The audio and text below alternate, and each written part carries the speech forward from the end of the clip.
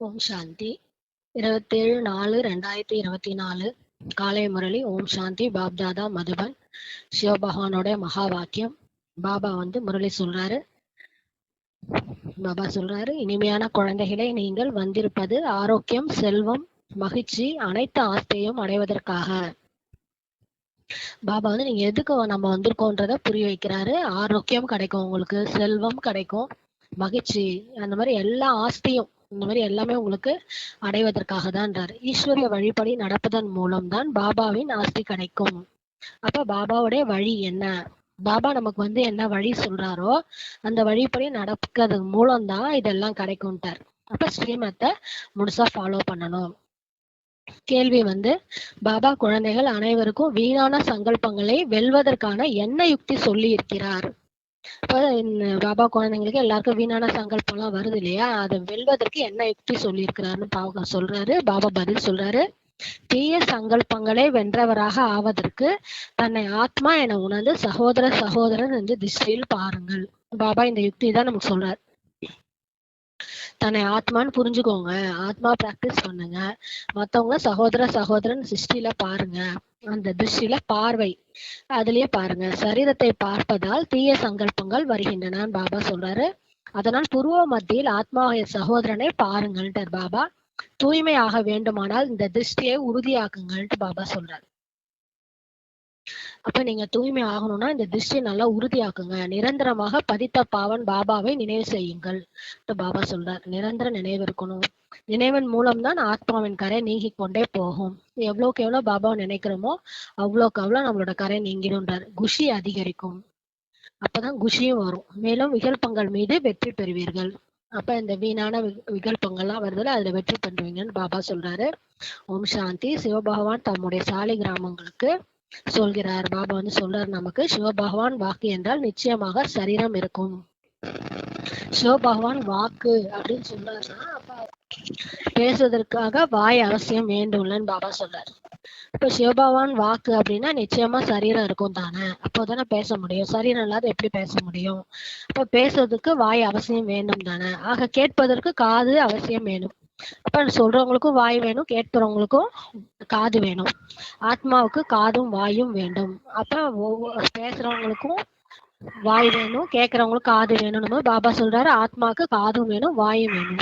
இப்போது குழந்தைகளாகிய உங்களுக்கு ஈஸ்வரிய வழி கிடைத்து கொண்டிருக்கிறது அப்படின்ட்டு பாபா சொல்றாரு. இப்ப பாபா என்ன சொல்றாருன்னா, நான் பிரம்மா மூலமா பிரம்மாவோட சரீரத்தை கடனா எடுத்து அவர் வாய் மூலமா நான் உங்களுக்கு சொல்லிட்டு இருக்கேன். நீங்க ஆத்மாக்கள் உங்களுடைய சரீரத்தோட காது மூலமா நீங்க கேட்டுட்டு இருக்கீங்கன்ட்டு பாபா நம்மளுக்கு புரிய வைக்கிறாரு. இப்போ உங்களுக்கு ஈஸ்வரிய வழி கிடைத்து கொண்டிருக்கிறது. இந்த வழிக்கு பேர் தான் ராமரின் வழி என்று பாபா சொல்றார். மற்றவர்கள் ராவணன் வழிப்படி நடக்கின்றனர். ஆனா மத்தவங்க என்ன பண்ணிட்டு இருக்காங்க? அந்த ராவணன் வழிப்படி, யார் பாபா குழந்தைங்க இல்லாதவங்களோ அவங்களாம் ராவணன் வழிப்படி நடக்கிறாங்க. ஈஸ்வரிய வழி மற்றும் அசுர வழி ரெண்டு வழி இருக்கு. ஈஸ்வரிய வழி அரை கல்பம் நடக்குது. அதுதான் நம்ம சத்தியகம் திரேதாவுல பாபா ஈஸ்வரிய வழியை கொடுத்து உங்களை என்ன பண்றாரு? தேவதையா நம்மள ஆக்கிட்டு இருக்காரு. பிறகு சத்தியுகம் திரேதா யுகத்தில் அதே வழிமுறைதான் நடைபெறும். பாபா நமக்கு என்ன வழி சொல்லி தராரோ அந்த வழி மூலம் தான் நம்ம தேவதையா ஆகிறோம்.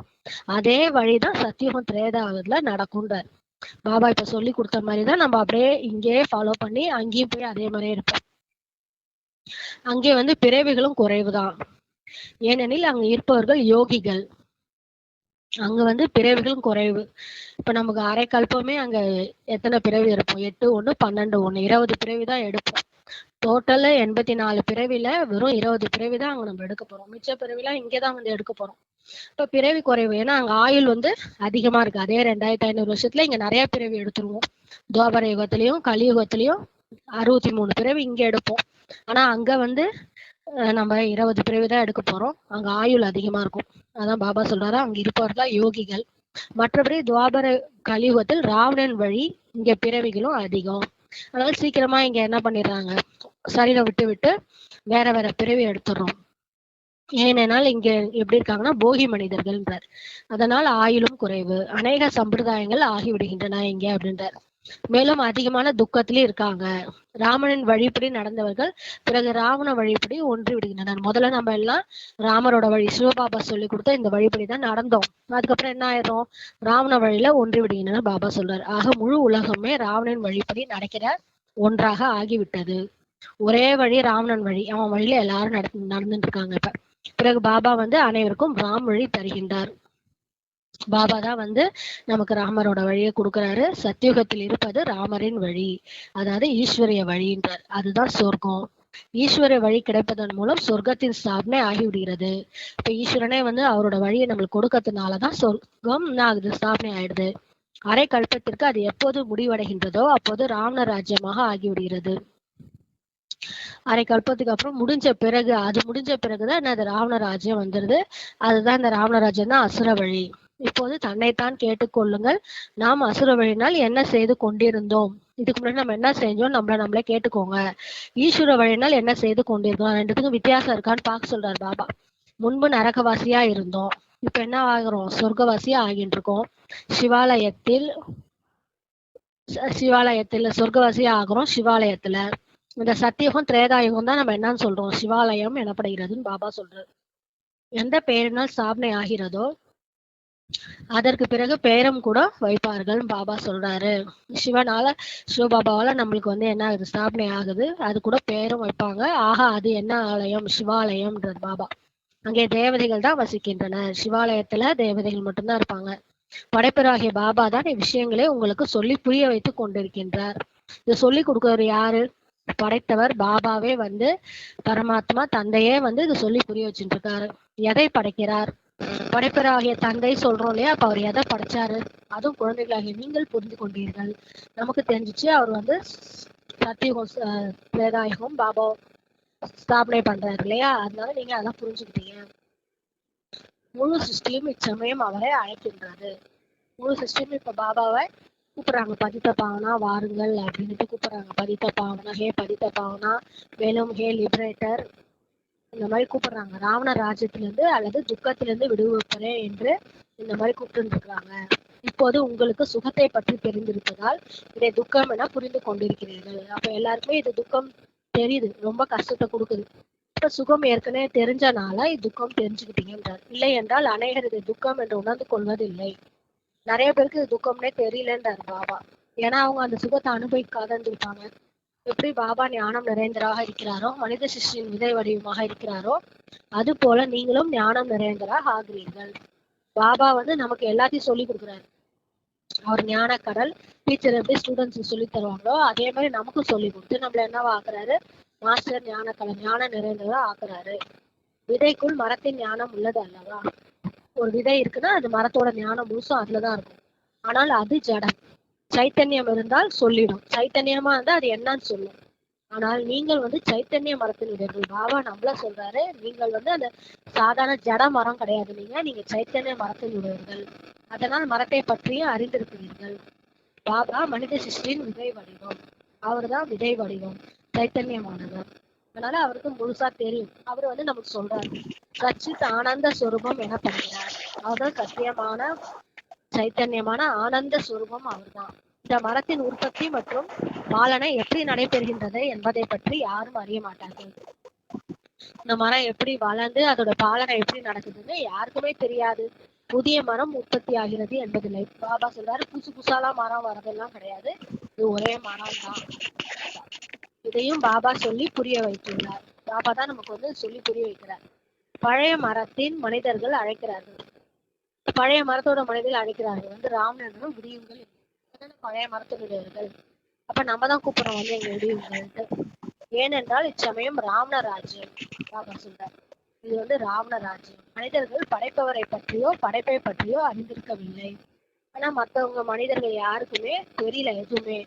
பாபா தானே கூறுகின்றார், நான் ஒரே ஒரு தடவை மட்டுமே சொர்க்கத்தை படைக்கிறேன்ட்டு பாபா சொல்றார். நான் ஒரே ஒரு தடவை தான் மட்டும் இந்த சொர்க்கத்தை படைக்கிறாரு. சொர்க்கத்தை ஒவ்வொரு கல்பமும் இதே மாதிரியே பாபா செய்யறாரு. சொர்க்கத்துக்கு பிறகு என்ன ஆயிடுது, தானாவே நரகம் உருவாகுது. ராவணன் வந்த பிறகு வாம மார்க்கத்தில் போய்விடுகிறார்கள். பாபா சொல்றாரு, ராவணன் வந்த பிறகுதான் எல்லாரும் என்ன ஆகுறாங்க, ராம மார்க்கத்துல தேக அபிமானத்துல வந்துடுறாங்க. சத்தியுகத்தில் ஆரோக்கியம், செல்வம், மகிழ்ச்சி அனைத்தும் இருக்கும். சத்தியுகத்துல எல்லாம் ஆத்மா அபிமானியா இருப்பாங்க, நல்ல ஆரோக்கியம், செல்வம், மகிழ்ச்சி எல்லாமே இருக்கும். நீங்கள் இங்கே வந்திருப்பது பாபாவிடம் இருந்து ஆரோக்கியம், செல்வம், மகிழ்ச்சியினுடைய ஆசையை பெறுவதற்காக தான் நீங்க இங்க வந்திருக்கீங்கன்னு பாபா சொல்றாரு. ஏனெனில் சொர்க்கத்தில் ஒருபோதும் துக்கமே இருப்பதில்லை, துக்கமே கிடையாது. உங்கள் மனதில் உள்ளது நாம் கல்பம் கல்பமாக புருஷோத்தம சங்காய மதத்தில் முயற்சி செய்கின்றோம்ட்டு உங்க மனதுல இருக்கு. ஒவ்வொரு கல்பமும் நம்ம எப்ப முயற்சி செய்யறோம்? இந்த புருஷோத்தம சங்கம் யுகத்தில் தான் முயற்சி செய்யறோம்னு உங்களுக்கு தெரியுதுன்னு பாபா சொல்றாரு. வேற எவ்வளவு நன்றாக இருக்குதுன்னு பாபா சொல்றாரு. இந்த புருஷோத்தம சங்கம யுகம் வேறு எந்த ஒரு யுகத்துக்கு மிக உத்தமமானதுன்னு சொல்வது. வேற எத்தனை 4 யுகம் இருக்குது, வேற எந்த யுகத்துக்குமே நம்ம என்ன சொல்றது இல்லை, உத்தமமானதுன்னு சொல்றது இல்லை. இப்ப கலியுகம் முடிச்சு 5ஆவதா வர்றதுக்கு மட்டும்தான் நம்ம புருஷோத்தம சங்கம யுகம் அப்படின்னு சொல்றோம். அப்ப இதுதான் உத்தமமான யுகம். அந்த யுகங்களிலோ ஏணிப்படியில் இறங்கியே வருகின்றன. மற்ற யுகங்கள்லாம் மேல இருந்து கீழே இறங்கி இறங்கி வந்துகிட்டே இருக்காங்க. பாபாவை அழைக்கவும் செய்கின்றனர். ஆனா இந்த யுகத்துல மட்டும்தான் நம்ம மேல ஏறோம். மற்ற எல்லா யுகத்திலும் நம்ம கீழே வரோம்னு பாபா சொல்றாரு. பாபாவை நம்ம கூப்பிடுறோம், அழைக்கவும் செய்கின்றனர், சமர்ப்பணமும் ஆகின்றனர், பாபாவுக்கு சமர்ப்பணமும் ஆகிறாங்க. ஆனால் பாபா எப்போது வருவார் என்பது தெரியாது, யாருக்கும் தெரியாது எப்போ வருவார். ஆனா அழைக்கவோ செய்கின்றனர், கூப்பிடுறாங்க இல்லையா, ஓ காட் ஃபாதர் விடியுங்கள் அப்படின்னு கூப்பிடுறாங்கல்ல, வழிகாட்டி ஆகுங்கள், லிபரேட்டர் ஆவார் என்றால் நிச்சயமாக வர வேண்டியிருக்கும்ல. அப்ப நம்ம பிரச்சனையில இருந்து துக்கத்துல இருந்து விடுவிப்பவர் அப்படின்னா என்ன பண்ணணும்? நிச்சயமா வரணும் தாங்க பாபா கேட்கிறாரு. பிறகு வழிகாட்டி ஆகி அழைத்து செல்ல வேண்டியிருக்கும். அப்ப இந்த துக்கத்துல இருந்து நம்மள வழிகாட்டி ஆகி நம்ம கூட்டிட்டு போவார். இங்க இருந்து பாபா குழந்தைகளை நீண்ட நாட்களுக்கு பின் பார்க்கிறார் என்பதால் மிகுந்த குஷி அடைகிறார். நம்ம 5000 வருஷத்துக்கு முன்னாடி பாபா நம்மளை விட்டுட்டு போனாரு. இப்ப திரும்ப வந்து நம்ம பாக்குறாருன்னும் போது குழந்தைங்களை பார்த்தோன்னா ஒரு குஷி அடைஞ்சிடறாரு. அவர் எல்லைக்குட்பட்ட தந்தை. இப்ப சாதாரண தந்தைன்னா அவர் எல்லைக்குட்பட்ட தந்தை, இவர் எல்லைக்கு அப்பாற்பட்ட தந்தை. இவர் தான் என்னது படைப்பவர். படைத்த பிறகு பாலனையும் செய்கிறாரு, குழந்தைகளை படைச்சு அவங்களை வளர்க்குறாரு. மறுபிறவி எடுத்துதான் ஆக வேண்டும் பாபா சொல்றாரு. எல்லாரும் மறுபிறவில தான் வரணும். சிலருக்கு 10, சிலருக்கு 12 குழந்தைகள் இருக்கின்றன. ஆனால் அதெல்லாம் எல்லைக்குட்பட்ட சுகம் காக்கை நெச்சத்துக்கு சமமானது பாபா சொல்றாரு. ஓம் சாந்தி. பாபா சொல்றாங்க, மறுபிறவை எடுத்துத்தான் ஆக வேண்டும். சிலருக்கு 10, சிலருக்கு 12 குழந்தைகள் உள்ளனர் சொல்லி பாபா சொல்றாங்க. ஆனால் அதெல்லாம் எல்லைக்குட்பட்ட சுகம் காக்கை நட்சத்திரக்கு சமமானது சொல்லி பாபா சொல்றாங்க. இதெல்லாம் இந்த கலியுகத்துல இந்த மாதிரிலாம் இருக்கு இல்லையா, அதெல்லாம் எல்லைக்குட்பட்ட சுகம் காக்கை நட்சத்திரக்கு சமமானது சொல்லி சொல்றாரு பாபா. தமோ பிரதான நிலை கீழான நிலை ஆகிவிடுகின்றனர் சொல்லி பாபா சொல்றாரு. தமோ பிரதானில் சுகம் மிகவும் குறைவு. தமோ பிரதானமா ஆயிட்டதுனால இப்ப சுகம் வந்து ரொம்ப கம்மியா இருக்கு சொல்லி பாபா சொல்றாரு. எப்பயுமே ஒரு பொருள் வந்து ஃபர்ஸ்ட் நம்ம யூஸ் பண்ணும்போது அது பாத்தீங்கன்னா சுகமா இருக்கும். அதே கொஞ்ச நாள் ஆக ஆக பாத்தீங்கன்னா அது இதாயிடும் இல்லையா, அந்த மாதிரி தமோ பிரதான பொருள் வந்து எப்பயுமே என்ன ஆயிடும், அது சுகம் வந்து கம்மியா இருக்கும். அதான் பாபா சொல்றாரு. ஆத்மா கூட தமோ பிரதானமா ஆயிட்டதுனால இப்ப அதுல சுகம் ரொம்ப கம்மியா இருக்குது சொல்லி பாபா சொல்றாரு. நீங்கள் சதோ பிரதானமாக ஆகிறீர்கள். இப்போ பாபா நம்மள வந்து இப்ப நம்மள திரும்பவும் மிக உயர்ந்தவர்களாக ஆகிறீர்கள் என்றால் மிகுந்த சுகம் உள்ளது சொல்லி பாபா சொல்றாரு. திரும்ப நம்ம பழையபடி சதோ பிரதானமா தூய்மையா ஆகும்போது மிகுந்த சுகம் உள்ளது சொல்லி பாபா சொல்றாரு. சதோ பிரதானம் ஆவதற்கான யுக்தியை பாபா வந்து சொல்கிறார். இப்ப பாபா வந்து சதோ பிரதானம் ஆவதுக்கான யுக்தியை வந்து பாபா தான் சொல்றாரு. எப்படி நம்ம வந்து தூய்மை ஆகிறதுன்னு ஏன்னு நமக்கு தெரியாது இல்ல, நம்ம தமோ பிரதானமாகி வந்துட்டோம். இப்ப எப்படி தூய்மை ஆகுறதுன்னு பாபா தான் யுக்தி சொல்றாரு. இப்ப பாபா சொல்றாரு, பாபா சர்வ சக்திவான் எனப்படுகிறார். மனிதர்கள் நினைக்கிறார்கள் கடவுள் சர்வ சக்திவான் என்றால் எதை விரும்புகிறாரோ அதை செய்ய முடியும் சொல்லி மனிதர்கள் நினைக்கிறாங்க. கடவுள் தான் பெரிய ஆளுச்சு, அவரால் ஏதாவது செய்ய முடியாதா அப்படின்னு கேக்குறாங்க எல்லாரும். இறந்தவரை உயிர் பிழைக்க செய்ய முடியும், செத்து போனவங்க எல்லாம் உயிரோட வர வைக்க முடியாதா கடவுளால அப்படின்னு சொல்லி கேக்குறாங்க. ஒரு முறை யாரோ எழுதினார்களாம், நீங்கள் கடவுள் என்றால் இறந்த ஈயை உயிர் தாருங்கள், செய்து காட்டுங்கள் சொல்லி கேட்டாங்களாம் சில பேர். நீங்க தான் பெரிய கடவுள் இல்ல, நீங்க உங்களால செத்து போன ஈய கூட உயிரோட வர வைக்க முடியாதான்னு சொல்லி கேட்டாங்களாம். இது போல ஏராளமான கேள்விகள் வந்து கேக்குறாங்களாம். பாபா சொல்றாரு. ஆனா பாபா நமக்கு சொல்லியிருக்காருல, டிராமாவுடைய விதிப்படிதான் நானே வந்து கட்டுப்பட்டு இருக்கிறேன். ஒரு ஈ பறந்தா கூட அது போன கல்பத்துல என்ன பறந்தோ அதுதான் அப்படின்னு பாபாவும் சொல்லியிருக்காரு. அதனால மனிதர்கள் இதெல்லாம் தவறா புரிஞ்சுட்டு கேக்குறாங்க பாபாவை. உங்களுக்கு பாபா சக்தி கொடுக்கின்றார். இப்ப நமக்கு பாபா வந்து சக்தி தான் கொடுக்குறாரு. அதன் மூலம் நீங்கள் ராவணன் மீது இப்ப வெற்றி கொள்கிறீர்கள் சொல்லி பாபா சொல்றாரு. இப்ப பாபாவோட சக்தி நம்ம அடைய அடைய நம்ம அந்த மாயை மீது 5 விகாரங்கள் மீது வெற்றி அடைஞ்சு போறோம். பாபா சொல்றாரு. குரங்கிலிருந்து கோயிலுக்கு தகுதியானவர்களாக ஆகிவிடுவீர்கள். பாருங்க நம்ம எவ்வளவு தம்ம பிரதானமா குரங்கு மாதிரி இருந்தோம் இல்லையா, அந்த குரங்கனுடைய குணமே பாருங்க, அது எதையுமே விடாது, அந்த செத்து போன அதோடைய குட்டியை கூட பிடிச்சி வச்சுட்டு இருக்கணும். அந்த மாதிரி அந்த குரங்கினுடைய குணம் அந்த மாதிரி நம்ம இருக்கிறோம். இப்ப அந்த மாதிரி இருக்கிறவங்கள கோயிலுக்கு தகுதியானவரா பாபா இப்ப ஆக்கி விடுறாரு நம்மள. பாபா சொல்றாரு, அவர்கள் பிறகு என்னென்ன உருவாக்கி விட்டிருக்கிறார்கள், இப்ப என்னென்னலாம் உருவாக்கியிருக்காங்க, உண்மையில் நீங்கள் எல்லாம் சீதைகள், பக்தைகள் சொல்லி பாபா சொல்றாரு. நம்ம எல்லாருமே ராமனுடைய சீதைகள். அந்த ஒரே ராமன் சிவபாபா, அவருடைய பக்தைகள் நம்மன்னு சொல்லி பாபா சொல்றாரு. உங்களை ராவனிடமிருந்து விடுவித்திருக்கிறேன். இப்ப நம்மள வந்து அந்த மாயையிலிருந்து நம்மளை விடுவிக்கிறார் பாபா. ராவனிடமிருந்து உங்களுக்கு ஒருபோதும் சுகம் கிடைக்காது. நினைச்சுக்காதீங்க அந்த 5 விகாரத்தினால உங்களுக்கு சுகமே கிடைக்காது சொல்லி பாபா சொல்றாரு. இச்சமயம் அனைவருமே ராவணன் சிறையில் தான் உள்ளனர். இப்ப எல்லாருமே மாயாவுடைய சிறையில இருக்கிறாங்க அப்படின்னு சொல்லி பாபா சொல்றாரு. ராமரின் சிறை என்று சொல்ல மாட்டார்கள். எப்பயுமே ராவணன் சிறைன்னு தான் சொல்லுவாங்க. ராமரின் சிறைன்னு நம்ம கேள்விப்பட்டே இருக்க மாட்டோம். ஏன்னா சீதையை வந்து ராமரை கடத்தி வச்சாரு, ராவணன் தானே கடத்தி வச்சாரு. ராவணனின் சிறைன்னு தான் நம்ம வந்து சொல்லுவோம். ராமரின் சிறைன்னு ஒருபோதும் யாரும் சொல்ல மாட்டாங்கன்னு சொல்லி சொல்றாரு. ராமர் வருகிறார் ராவணன் சிறையிலிருந்து விடுவிப்பதற்காக. ஒரு ராமர் வருவார் சீதையை வந்து ராவன்ல இருந்து சிறையில இருந்து விடுவிப்பதற்காக. அதே மாதிரிதான் இப்ப பாபா வந்து நம்மள இந்த சிறையில இருந்து விடுவிச்சு கூட்டு போக வந்திருக்காரு. 10 தலை உள்ள ராவணனை தயார் செய்கின்றனர். இந்த ராவணனுக்கு 10 தலை காமிச்சிருப்பாங்களே, அந்த மாதிரி சிலைகளை தான் அவருக்கு தயார் செய்வாங்க. அவருக்கு 20 புஜங்களை காட்டுகின்றனர். ராவணனுக்கு அந்த 10 தலை பின்னாடி வந்து 20 கை காமிச்சிருப்பாங்க. பாபா சொல்லி புரிய வைத்திருக்கிறார். 5 விகாரங்கள் ஆண்களிடமும் 5 விகாரங்கள் பெண்களிடமும் உள்ளன. அது ராவண ராஜ்யம் அல்லது 5 விகாரங்களாகிய மாயாவின் ராஜ்யம் எனப்படுகின்றது சொல்லி பாபா சொல்றாரு. அந்த 10 தலைக்கான காரணம் வந்து இப்ப பாபா சொல்றாரு. 5 விகாரங்கள் பெண்ணுக்கும் 5 விகாரம் ஆணுக்கும், அதை தான் வந்து அந்த மாதிரி சிலையா காமிச்சிருக்காங்க சொல்றாரு. இவரிடம் நிறைய மாயா இருக்கிறது என்று சொல்ல மாட்டார்கள். அதே மாதிரி சொல்ல மாட்டாங்க. இவரிடம் மாயா அதிகமா இருக்குதுன்னா சொல்ல மாட்டாங்க. மாயாவினுடைய நஷா ஏறி இருக்கிறது என்பது இல்லை சொல்லி பாபா சொல்றாரு. மாயாவினுடைய போதையெல்லாம் ஏறி இருக்கிறது அப்படிலாம் கிடையாது சொல்லி பாபா சொல்றாரு. செல்வத்தை மாயா என்று சொல்ல மாட்டார்கள். சில பேர் வந்து இந்த செல்வம் அந்த காசு பணத்தை கூட மாயான்னு சொல்லுவாங்க. பாபா சொல்றாரு செல்வன்றது மாயா கிடையாது அப்படின்னு சொல்லி பாபா சொல்றாரு. தானம் சம்பத்தி எனப்படுகின்றது. செல்வன்றது சம்பத்தின்னு சொல்லப்படுதுன்னு சொல்றாரு பாபா.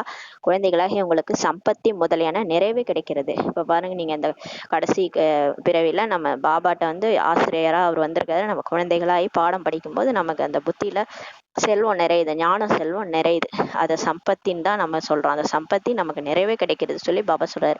நீங்கள் எதையுமே கேட்க வேண்டிய அவசியமே இருக்காது. நீங்க போயிட்டு யாருக்கிட்டையும் கையேந்தி நிக்க வேண்டிய அவசியமே இருக்காது. உங்களுக்கு எல்லாமே கிடைக்கும்னு சொல்லி பாபா சொல்றாரு.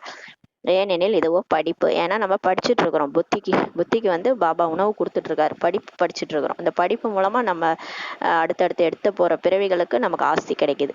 படிப்பில் கேட்க வேண்டியுள்ளதான் என்ன, யார் நல்லா படிக்கிறாங்களோ அவங்க போய் என்ன பண்ணுவாங்க, நல்லா வேலை பார்ப்பாங்க. எங்கேயும் யாருக்கிட்டையும் போய் கையேந்த மாட்டாங்க. அதனால படிப்புல கேட்க வேண்டியுள்ளதா என்ன சொல்லி பாபா சொல்றாரு. ஆசிரியர் என்ன கற்பிக்கிறாரோ அதை மாணவர்கள் படிப்பார்கள். அந்த ஸ்கூல்ல கூட என்ன டீச்சர் சொல்லி கொடுக்குறாங்களோ அதை தான் ஸ்டூடெண்ட்ஸ் படிப்பாங்க இல்லையா. ஒருவர் எவ்வளவு படிக்கிறாரோ அவ்வளவு அடைவார் சொல்லி பாபா சொல்றாரு. நம்ம எவ்வளவு படிக்கிறோமோ அந்த அளவுக்கு அடைவான்னு சொல்லி பாபா சொல்றாரு. கேட்பதற்கான விஷயமே இல்லை. நம்ம போய் வேண்டுதல் கேட்கணும். பாபாட்ட போய் பாபா எனக்கு இது கொடு, எனக்கு அதை கொடு, நம்ம எதுவும் கேட்க வேண்டிய அவசியமே இல்லை. தானாவே நமக்கு எல்லாமே கிடைக்கும்னு சொல்றாரு பாபா. படிப்பு மட்டும் ஒழுங்கா படிச்சுட்டு வாங்க, செல்வம் தானா நிறைஞ்சிரும்ன்றாரு பாபா. சொல்றாரு இது தூய்மை வேண்டும். நம்ம வந்து தூய்மையா இருக்கணும். முக்கியமானது தூய்மை. தூய்மையா இருந்தாதான் நமக்கு வந்து புத்தியில பாடம் வந்து நிரம்புன்றாரு. ஒரு வார்த்தைக்கும் மதிப்பை பாருங்கள் எவ்வளவு இருக்கிறது.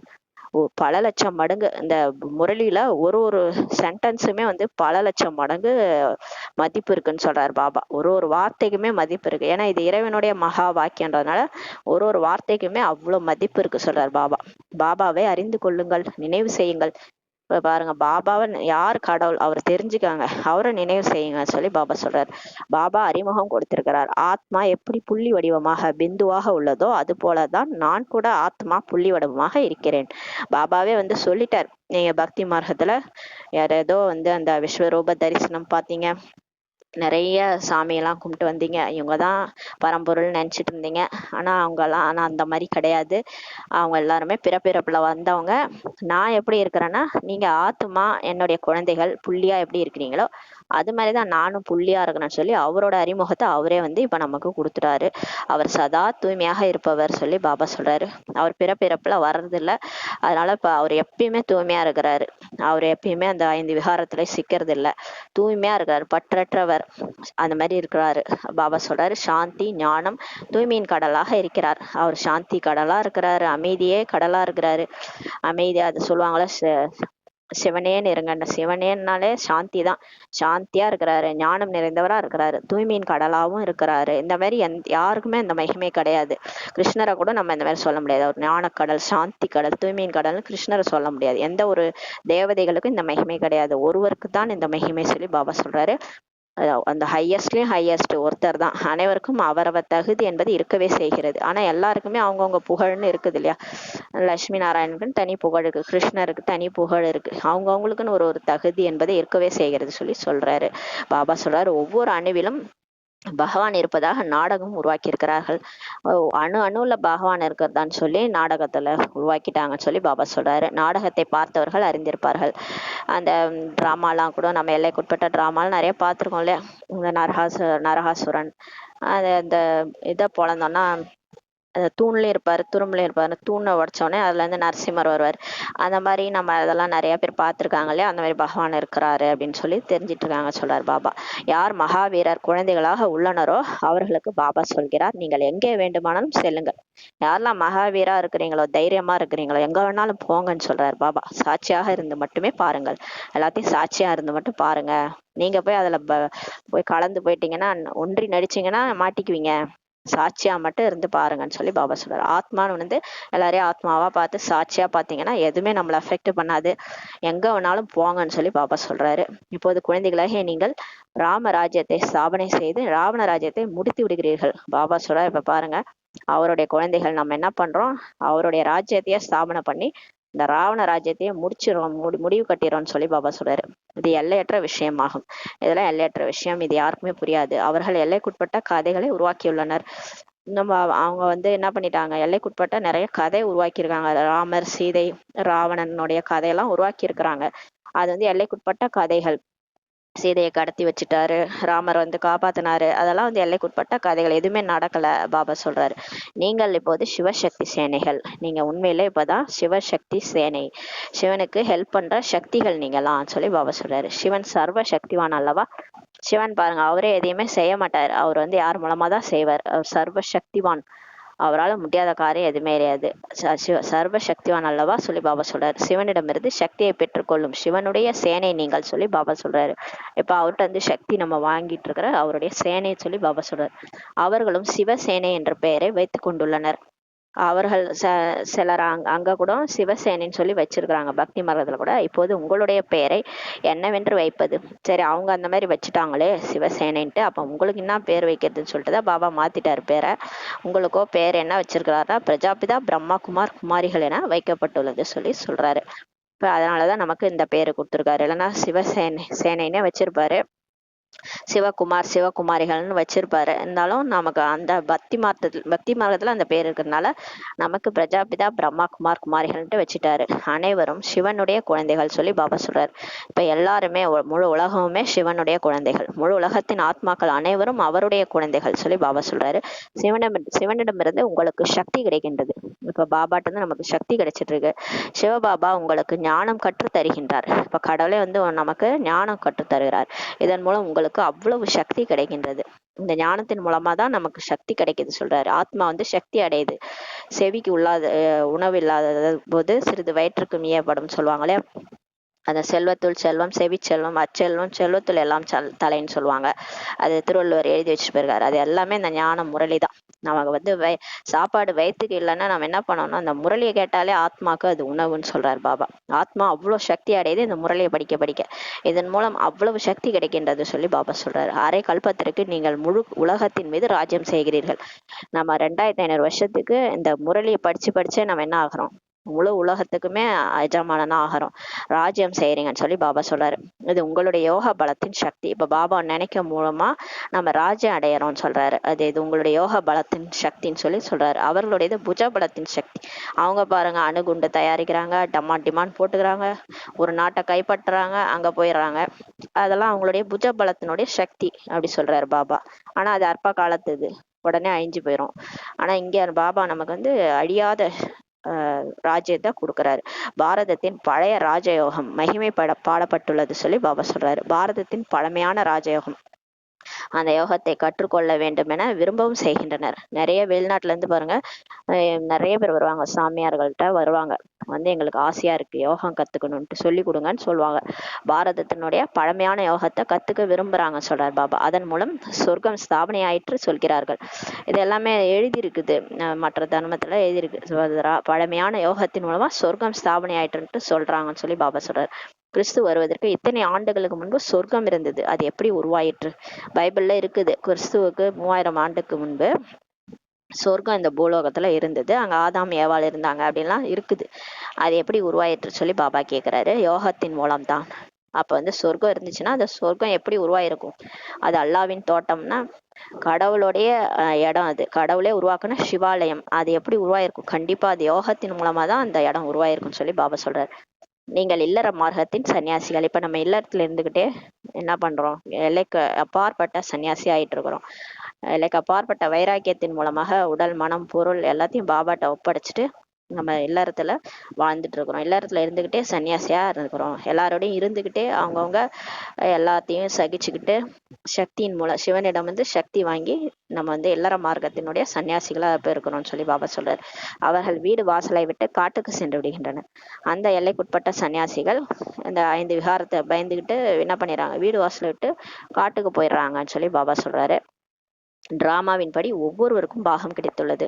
இந்த டிராமா படி என்ன ஆகுது? இந்த சினிமா படி, இது எல்லையற்ற சினிமா, இது படி நமக்கு எல்லாருக்குமே அவங்கவுங்க பாட்டு கிடைச்சிருக்கு நடிக்கிறதுக்கு சொல்றாரு பாபா. எவ்வளவு மிக சிறிய புள்ளியில் எவ்வளவு பாகம் அடங்கியுள்ளது பாரு. நம்ம ஆத்மா சின்ன புள்ளி, ஸ்டார் மாதிரி இருக்கு, அது கண்ணுக்கு கூட தெரியாது. ஆத்மா எப்படி உள்ள உடம்புல உள்ள இருக்குது, எப்ப போகுது எதுவுமே தெரியல. ஆனா அந்த சிறிய புள்ளியில அவ்வளவு பாகம் அடங்கியிருக்கு சொல்லி பாபா சொல்றாரு. அதோட பாட்டு அது நடிக்குது சொல்றாரு பாபா. இதை இறைவன் செயல் என்று சொல்வார்கள். இது பாருங்க, இது கடவுளுடைய செயல் தானே. ஒரு ஆத்மா நடிப்பு நடிக்குது, அது எப்படி பிறவி எடுக்குது, எப்படி போகுது, இதெல்லாம் வந்து இறைவனுடைய செயல்ன்ட்டு சொல்றாங்க வெளியில. பாபாவோ சதா சக்திவானாக தங்க யுகத்தவராக உள்ளார். பாபா எப்பொழுதுமே சக்திவானா, சர்வ சக்திவானா இருக்கிறாரு. அவருடைய ஆத்மா தங்கமாவே எப்பயுமே ஜொலிச்சுக்கிட்டே இருக்குது. கோல்டன் ஏஜ் பீரியட்ல இருக்கிறவராவே எப்பயுமே இருக்கிறாரு அவர். இப்போது நீங்கள் அவரிடம் வந்து சக்தி பெறுகின்றல். இதுவும் டிராமா உருவாக்கப்பட்டுள்ளது. இப்ப நம்ம அவர்கிட்ட வந்து சக்தி அடைஞ்சிட்டு இருக்கிறோம். இது கூட டிராமால பதிஞ்சிருக்கு சொல்லி பாபா சொல்றாரு. 1000 சூரியன்களை விட தேஜோமயமானவர், பிரகாசமானவர் என்பதில்லை. அது அர்ஜுனன் சொல்வார்ல, நீ உன்னை பார்க்கும் போது எனக்கு கண்ணு கூசுது, 1000 சூரியன்களை விட தேஜோமயமா இருக்குது, என்னால உன்னை பார்க்க முடியல அப்படின்னு சொல்லி கிருஷ்ணர்கிட்ட சொல்வார். அந்த மாதிரி எல்லாம் கிடையாது, கடவுள் வந்து 1000 சூரியன்களை விட தேஜாமயமானவர் அப்படிலாம் கிடையாது சொல்லி பாபா சொல்றாரு. யாருக்கு என்ன பாவனை உள்ளதோ அந்த பாவனையில் பார்க்கிறார்கள்.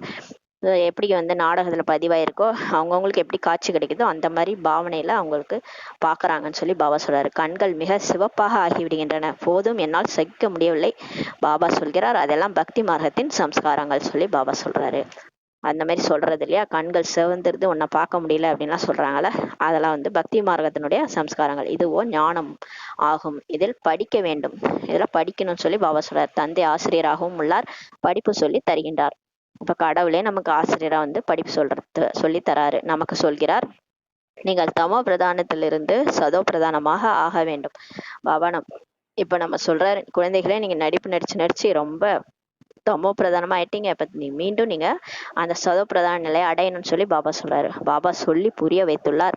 தீயதை கேட்காதீர்கள், மனிதர்களுக்கு தெரியாது இதை யார் சொன்னார்கள் என்று. உண்மையிலே இது கடவுள் சொல்லிட்டு போனதுதான். இந்த 3 குரங்குகள் காட்டியிருப்பாங்க இல்லையா, தீயதை கேட்காதீங்க, பார்க்காதீங்க, பேசாதீங்கன்ட்டு, அது கடவுள் சொல்லிட்டு போனதுதான், அது மனிதர்களுக்கு தெரியாது சொல்லி சொல்றாரு. முதலில் குரங்கின் சித்திரத்தை உருவாக்கினார்கள், இப்போது மனிதர்களுடைய உருவாக்கி கொண்டிருக்கிறார்கள். இப்ப மனிதர்களை வச்சு கூட அந்த மாதிரி உருவாக்குறாங்கன்னு சொல்லி பாபா சொல்றாரு. பாபாவும் நளினி சகோதரியின் சித்திரத்தை உருவாக்கியிருந்தார். பாபா கூட நளினின்னு ஒரு பிகே சகோதரி இருந்தாங்க, அவங்கள வச்சு அந்த மாதிரி சித்திரத்தை உருவாக்கி வெளியிட்டாரு. அதுல வந்து எண்ணங்கள் கூட யோசிக்க கூடாது, தீயதை யோசிக்காதீங்கன்னு கூட சொல்லியிருப்பாரு பாபா. பாபா சொல்றாங்க, மனிதர்களுக்கு பக்தியின் நஷா உள்ளது. இப்ப மனிதர்கள் எல்லாருக்குமே அந்த பக்தியினுடைய போதை இருக்குது. பக்தி செஞ்சு அரை கல்பமா அதோ போதை இருக்குது சொல்றாரு பாபா. பக்தியின் ராஜ்யம் நடக்குது அல்லவா, இப்போது பக்தியினுடைய ராஜ்யம் தான் நடக்குது. ஏன்னா ஞானம் முழுமையா வரல இல்லையா, இப்பதான் ஞானம் கொஞ்சம் கொஞ்சமா எல்லாருக்கும் பரவிட்டு இருக்குது.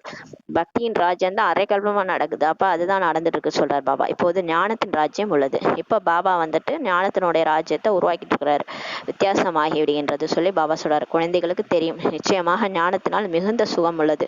நமக்கு தெரியும் அந்த ஞானம் அடைய எவ்வளவு நம்ம ஆத்ம சுகம் அடையறோம்ட்டு. இதுல அதீந்திரிய சுகமே நமக்கு கிடைக்குதுன்றது நமக்கு தான் தெரியும் சொல்றாரு பாபா. பிறகு பக்தியால் படியில் கீழே இறங்குகின்றனர். திரும்ப அப்புறம் பக்தி செஞ்சு செஞ்சு என்ன ஆயிடுறாங்க, கீழே இறங்கி வராங்கன்னு சொல்றாரு.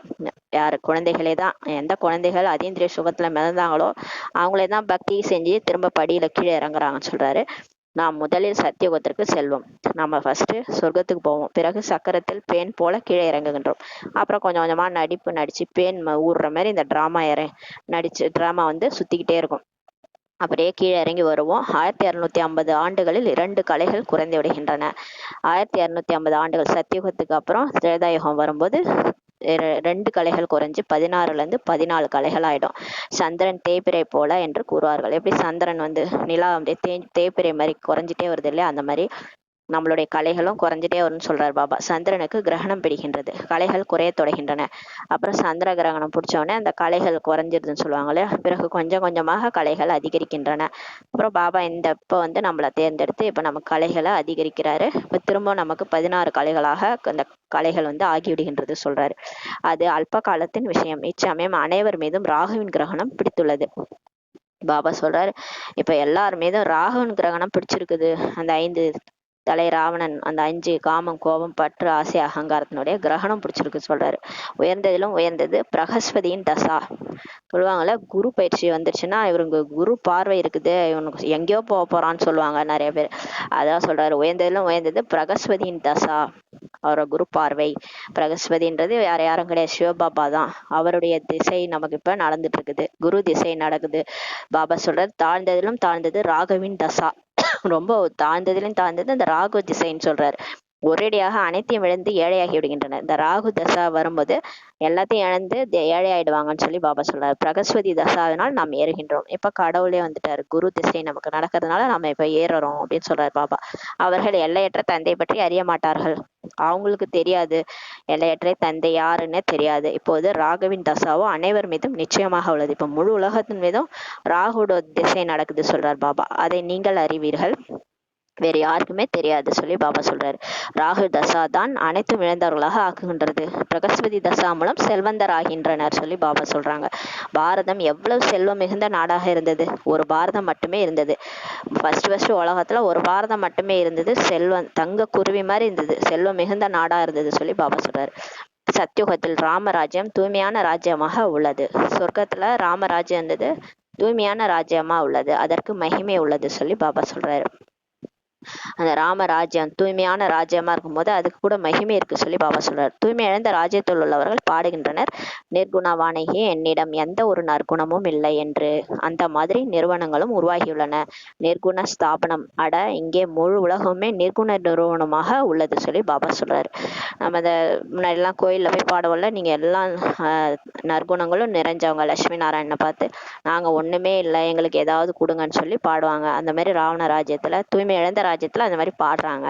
இப்ப முழு உலகமுமே நிர்குண நிறுவனமா இருக்கு சொல்லி பாபா சொல்றாரு. ஒருவரின் விஷயம் இல்ல, ஒருத்தவங்க மட்டும் கிடையாது, எல்லாருமே அப்படிதான் ஆயிட்டீங்கன்னு சொல்றாரு. குழந்தையை எப்பொழுதுமே மகாத்மா என்கிறார்கள்.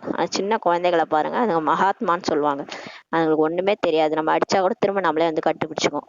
விகாரமே இல்லாத நிலை அது குழந்தை நிலை, அவங்கள மகாத்மான்னு சொல்லுவாங்க சொல்லி பாபா சொல்றாரு. நீங்கள் பிறகு சொல்கிறீர்கள் எந்த ஒரு குணமும் இல்லை என்று.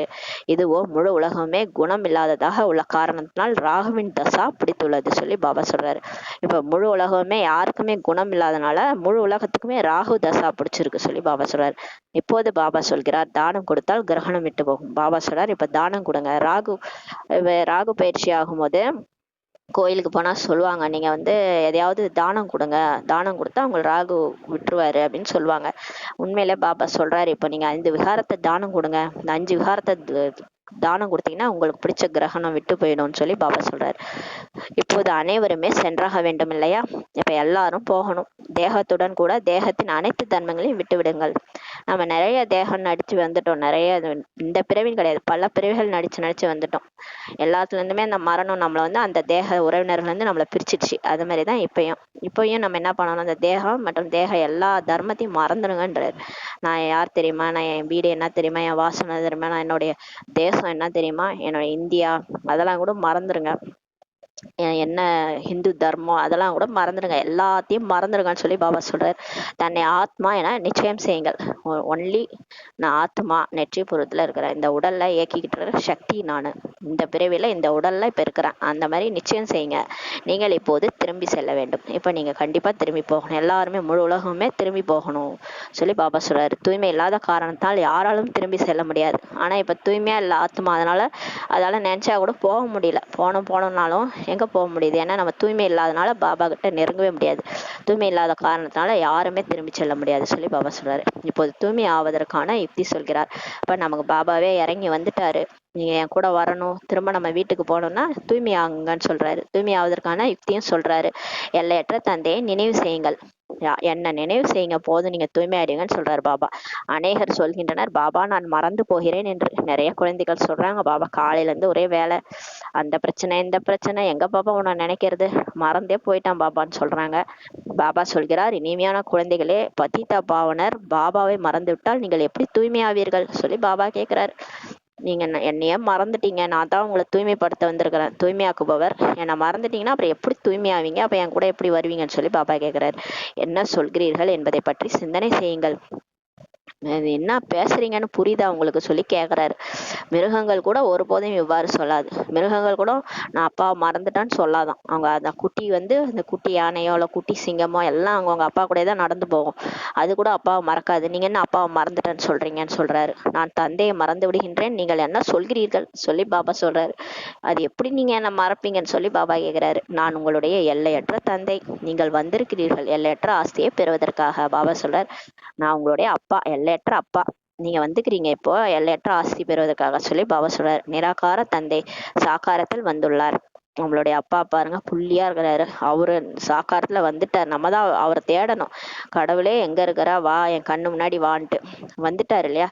அப்போதுதான் படிப்பு சொல்லி தர முடியும். நான் வந்தா தானே இங்க ஒரு உடம்புல வந்து வாய் மூலமா படிப்பு சொல்லி தர முடியும், அதனாலதான் வந்திருக்கிறேன்னு சொல்றாரு. இப்போது பாபா இவருக்குள் பிரவேசமாகி இருக்கிறார். இந்த பிரம்மா உடல்ல பிரவேசமா இருக்கிறாரு.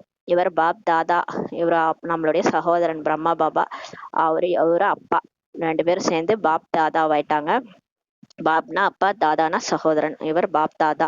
இருவருடைய ஆத்மாக்களும் இந்த புருவ மத்தியில் உள்ளன. பிரம்மா பாபா உடல்ல நெற்றி புருவத்துல ரெண்டு ஆத்மாக்களும் இருக்கிறாங்க. சிவபாபாவும் இருக்காரு, பிரம்மா பாபாவும் இருக்கிறாரு. ரெண்டு பேரும் அந்த புருவ மத்தியில இருக்கிறாங்க சொல்றாரு. நீங்கள் சொல்கிறீர்கள் பாப் தாதா, ஆக நிச்சயமாக ரெண்டு ஆத்மாக்களுமே இருக்கும். நீங்க பாப் தாதான்னு சொல்லும் போது அப்ப ரெண்டு ஆத்மாவுமே அங்கதான் இருக்கிறாங்கன்னு சொல்லி பாபா சொல்றாரு. சிவபாபா மற்றும் பிரம்மாவின் ஆத்மா, நீங்கள் அனைவரும் பிரம்மா குமார் குமாரி ஆகியிருக்கிறீர்கள் சொல்லி பாபா நமக்கு ஞாபகப்படுத்துறாரு. உங்களுக்கு ஞானம் கிடைக்கிறது என்றால் புரிந்து கொள்கிறீர்கள். இப்ப ஞானம் கிடைக்க நீங்க புத்தி மூலமா புரிஞ்சுக்கிறீங்க அப்படின்னு சொல்லி பாபா சொல்றாரு. நாம் சகோதரர்கள், இப்ப நம்ம புரிஞ்சுக்கிட்டோம், நம்ம எல்லாருமே முழு உலகமே கடவுளுடைய குழந்தைகள், எல்லாருமே சகோதரர்கள், ஆத்மாக்கள் சொல்லி புரிஞ்சுக்கிறோம். பாபா சொல்றாரு, பிறகு பிரஜாபிதா பிரம்மா மூலம் நாம் சகோதரி ஆகிறோம். அதுக்கப்புறம் நம்ம எல்லைக்குட்பட்ட படைப்புல ஆண் பெண்ணா உருவம் எடுக்கும் போது பிரம்மா மூலமா நம்ம என்ன ஆயிரும், சகோதரிங்களா ஆயிரும். பிரம்மாவுடைய குழந்தைகள்ன்றதுனால ஆண் பெண் வர்றதுனால சகோதரிகளா ஆயிரம் சொல்லி சொல்றாரு. இந்நினைவு பக்காவாக இருக்க வேண்டும். இது நீங்க எங்க போனாலும் உங்களுக்கு நினைவு பக்காவா இருக்கணும். எங்க யாரை பார்த்தாலும் நீங்க ஆத்மாவா பார்க்கணும், நெற்றி புறத்தை பார்க்கணும். இவங்க என்னுடைய சகோதரன், இவங்களுக்கு கூட சிவபாபாவுடைய குழந்தை தான் அப்படின்ற அந்த சகோதர பார்வை, சகோதரி பார்வை பார்க்கும்போது எந்த விக்கிரமும் நம்ம மூலமா நடக்காது. ஆனால் பாபா பார்க்கிறார், சகோதரி என்பதிலும் கூட பெயர் ரூபத்தின் கவர்ச்சி வருகிறது உள்ளது. அநேகருக்கு இதனால் விகர்மங்கள், தீய எண்ணங்கள் வருகின்றன. இந்த ஆண் பெண் பார்த்தா கூட அதுல தீய எண்ணங்கள் வருது சொல்லி பாபா சொல்றார். இப்போது பாபா சொல்கிறார், தன்னை ஆத்மா என உணர்ந்து சகோதரன் என்ற திருஷ்டியில் பாருங்கள். ஆத்மாக்கள் அனைவருமே சகோதரர்கள். பாபா சொல்றார், ஆத்மான்னு உணர்ந்து எல்லாரையுமே சகோதரன் பாருங்க. இப்ப எல்லாருமே முழு உலகமே நம்மளுடைய சகோதரர்கள் சொல்றாரு பாபா. அதனாலதான் யூனிவர்சல் பிரதர்ஹுட் சொல்லுவாங்க. எல்லாருமே சகோதரர்கள் இருந்தால் தந்தை அவசியம் வேண்டும். சரி, எல்லாருமே சகோதரர்கள் அப்படின்னா உலகத்துல இருக்கிறவங்க எல்லாருமே என்னுடைய பிரதர்ஸ் அப்படின்னா அப்ப எனக்கு அப்பா இருக்கணும் இல்லையா, எல்லாருக்கும் தந்தை அவசியம் இருக்கணும் இல்லையா. பாபா சொல்றாரு, அனைவருக்கும் ஒரே தந்தை தான். அதான் சொல்லுவாங்களா, பிள்ளைக்கு தந்தை ஒருவன், நாம் எல்லோருக்கும் தந்தை இறைவன் சொல்லி கூட பாட்டு எழுதி வச்சிருக்காங்க. எல்லாமே கரெக்டா எழுதியிருக்காங்க. எல்லாருக்குமே ஒரே தந்தை தான். அனைவரும் தந்தையை நினைவு செய்கின்றனர். எல்லாருமே கடவுளை தான் நினைவு செய்யறாங்க. இப்போது பாபா சொல்கிறார், சதோ பிரதான ஆக வேண்டும் என்றால் என்னை மட்டும் நினைவு செய்யுங்கள். பாபா சொல்றார், நீங்க எங்க இருந்தாலும் சரி, நீங்க தூய்மையாகணும்னா என்ன மட்டும் நினைங்கன்னு சொல்லி பாபா சொல்றாரு. எவ்வளவு நினைவு செய்றீங்களோ அந்த அளவு கரை நீங்கி கொண்டே போகும். நீங்க எந்த அளவுக்கு என்ன நினைக்கிறீங்களோ அந்த அளவுக்கு உங்க பாவம் என்ன ஆயிடும், நீங்கிட்டே போயிடும்னு சொல்லி பாபா சொல்றாரு. குஷி கூட அதிகமாகும். உங்களுடைய நஷா, போதை, குஷி எல்லாமே எப்ப அதிகமாகும், மனசுக்குள்ளார அந்த குஷி எப்போ வரும் அப்படின்னா நம்ம பாவம்லாம் நீங்கும் போது தான், சுமையெல்லாம் இறங்கும் போது தான் என்ன ஆகும், நமக்கு குஷி அதிகரிக்கும். நம்ம லேசாயிடுவோம், பறக்க ஆரம்பிப்போம், ஃபரிஸ்தா மாதிரி ஆயிடுவோம். பாபா நினைக்க நினைக்க நமக்கு அப்படி அவ்வளவு குஷி அதிகரிக்கும்னு சொல்லி பாபா சொல்றார். மேலும் வரிசைகரமாக முயற்சியின் அனுசாரம் கவர்ச்சி என்பது ஏற்பட்டு கொண்டே இருக்கும். இப்ப யாரெல்லாம் பிகே குழந்தைகளா இருக்காங்களோ அங்க வரிசைக்கிரமா முயற்சி பண்ண பண்ண பண்ண பாபா நினைக்க நினைக்க நினைக்க அவங்கள நோக்கி அவங்க கவர்ச்சிக்கிறவங்களா மாறிடுவாங்க. அவங்கள நோக்கி எல்லாரும் வந்துகிட்டே இருப்பாங்கன்னு சொல்லி பாபா சொல்றாரு. ஒருத்தவங்க கூட சளைச்சவங்க கிடையாது. பிகே குழந்தைகள் எல்லாருமே தனித்துவம் வாய்ந்தவங்க, எல்லாருக்குமே கவர்ச்சி ஏற்பட்டுக்கிட்டே இருக்கும்னு சொல்லி பாபா சொல்றாரு. நல்லது. இனிமேல இனிமையான வெகு காலம் கழித்து காணாமல் கண்டிருக்கப்பட்ட செல்லமான குழந்தைகளுக்கு தாய் தந்தையாகிய பாப் தாதாவின் அன்பு நினைவுகளும் காலை வணக்கமும். ஆன்மீக குழந்தைகளுக்கு ஆன்மீக தாய் தந்தை நமஸ்தே. நாம் ஆன்மீக குழந்தைகள் ஆன்மீக தாய் தந்தைக்கு நமஸ்தே. தாரணைக்கான முக்கிய சாரம். ஃபர்ஸ்ட் பாயிண்ட், படிப்பின் மீது முழு கவனம் செலுத்தி தன்னை செல்வந்தராக ஆக்கி கொள்ள வேண்டும். நம்ம படிப்பு படிச்சாதான் இது கேள்வி செல்வம். இது கேள்வி செல்வம் சொல்லுவாங்கல்ல, திருவள்ளுவர் சொல்லியிருக்காரு இல்லையா. அதனால இந்த படிப்பு தான் சோறு போடும் நமக்கு. நம்மளே சொல்லுவோம் லௌகிக்கத்தை விட நல்லா படிச்சாதான்டா நீ நல்லா இருக்க முடியும். அது மாதிரி இந்த ஞான முரளின்றது நமக்கு எடுக்க போற அடுத்த பிறவிகள் 84 பிறவிகள் நம்ம எடுக்கிறோம். எத்தனை பிறவிகள் யார் யார் எடுக்க போறோம்னு தெரியாது. அத்தனை பிறவிகளுக்குமே சோறு போடக்கூடியது இந்த படிப்பு தான். இந்த படிப்பின் மீது முழு கவனம் செலுத்தி தன்னை செல்வந்தராக ஆக்கி கொள்ள வேண்டும் சொல்லி பாபா சொல்றாரு. எதையுமே கேட்க கூடாது. பாபாட்ட கூட சரி, யாருக்கிட்டையும் சரி, எதையுமே கேட்காதீங்கன்னு சொல்றாரு. அன்னைக்கு சொன்னார்ல, கேட்பதை விட இறப்பதே மேல். எதையுமே கேட்க கூடாது சொல்லி பாபா சொல்றாரு. ஒரு பாபாவின் நினைவு, பாபா நினைச்சா ஆட்டோமேட்டிக்கா எல்லாமே வந்துடும். ஒரு பாபாவின் நினைவு மற்றும் தூய்மையின் மூலம் பல கோடிக்கு அதிபதி ஆக வேண்டும் சொல்லி பாபா சொல்றாரு. 2வது பாயிண்ட், ராகுவின் கிரகணத்திலிருந்து விடுபடுவதற்கு விகாரங்களை தானமாக கொடுத்து விட வேண்டும். இந்த ராகு திசையிலிருந்து விடுபடணும்னா 5 விகாரங்களை தானமா கொடுத்துருங்கன்னு சொல்லி பாபா சொல்றாரு. தீயதை கேட்காதீர்கள். எந்த விஷயங்களால் கீழே இறங்கினோமோ, குணமற்றவராக ஆனோமோ அவற்றை புத்தியிலிருந்து மறந்து விட வேண்டும் சொல்லி பாபா சொல்றாரு. பாபா இன்னைக்கு தீயதை கேட்காதீர்கள், அந்த தீயதை பேசாதீர்கள், அதை ஞாபகப்படுத்திருக்காரு நமக்கு. எந்த விஷயத்தால நம்ம வீணா போனோமோ, இந்த ஏணிப்படியில இறங்கி இறங்கி வந்திருக்கிறோமோ, குணமற்றவரா ஆனோமோ அதெல்லாம் புத்தியில இருந்து மறந்துருங்கன்னு சொல்லி பாபா சொல்றாங்க. வரதானம். முதலில் நீங்கள் என்ற மந்திரத்தின் மூலம் அனைவருடைய மரியாதையை பெறக்கூடிய பணிவானவராக இருந்து மகானாக ஆகியவீர்களாக சொல்லி பாபா வரதானம் கொடுக்குறாங்க. முதலில் நீங்கள், பாபா பிரம்மா பாபா ஃபாலோ பண்ணது இதுதான். எல்லா ப்ராக்டிஸையும் ஃபர்ஸ்ட் அவர் பண்ணாரு. ஆனா அந்த மற்ற புகழ், பெருமை, மரியாதை எல்லாத்துக்கும் என்ன பண்ணிட்டாரு, முதலில் நீங்கள் சொல்லி எல்லாத்தையும் அம்மா மேல வச்சுட்டாரு, குழந்தைகள் மேல வச்சுட்டாரு. அந்த மந்திரம் மூலம் தான் நம்ம எல்லாருடைய மரியாதையும் பெற முடியும்னு சொல்லி பாபா சொல்றாரு. அந்த மாதிரி பணிவானவராக இருந்து மகானாக ஆகியவர்களாக சொல்லி வரதானம் கொடுக்குறார் பாபா. பணிவானவர் தான் சர்வ மகான் ஆவார். பணிவானவங்க தான் இருக்கிறதுலே சர்வ மகான். இந்த மகா மந்திரம் சதா நினைவிருக்க வேண்டும் சொல்லி பாபா சொல்றாங்க. முதலில் நீங்கள் என்று கூறுவதுதான் அனைவருடைய மரியாதை பெறுவதற்கான ஆதாரமாகும் சொல்லி பாபா சொல்றாரு. நம்ம எது செஞ்சாலும் சரி, ஈஸ்வரிய சேவையிலும் சரி, எல்லாத்துலயுமே முதல்ல நீங்கன்னு சொல்லி அடுத்தவங்களுக்கு வாய்ப்பு கொடுத்து அவங்கள முன்னேற்றி போறதுதான் எல்லார்கிட்ட இருந்தும் நம்ம மரியாதை பெறுவதற்கான ஆதாரமே, ஃபவுண்டேஷனே சொல்லி பாபா சொல்றாரு. மகான் ஆகுவதற்கான இந்த மந்திரத்தை வரதான ரூபத்தில் சதா தன்னுடன் வைத்துக் கொள்ள வேண்டும். அதனால இந்த மந்திரம் இருக்கு இல்லையா, அந்த முதலில் நீங்கள்ன்ற மந்திரத்தை வரதானம் கொடுத்துட்டாரு பாபா எனக்கு. அதனால அது மாதிரிதான் நான் இருப்பேன். இன்னையில இருந்து நான் அந்த மாதிரி ஆயிடுவேன். எல்லாத்துக்கும் மத்தவங்களுக்கு வாய்ப்பளிப்பேன். நான்ட்டு வராம மத்தவங்களுக்கு வாய்ப்பு கொடுப்பேன். வரதான ரூபத்துல தன்னோட அதை வைத்துக்கங்கன்னு சொல்லி பாபா சொல்றாரு.